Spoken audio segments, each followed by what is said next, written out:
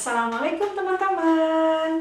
Nah, kali ini kita akan membuat squishy poli donat yang terbaru. Ini nanti warna-warni ya teman-teman ya. Kita pakai warna kuning, kemudian ada orange, hijau, dan warna hitam. Nah, sebelum dimulai jangan lupa untuk di like, kemudian di subscribe dulu bagi yang belum subscribe ya. Sekarang kita bikin yuk. Let's get started.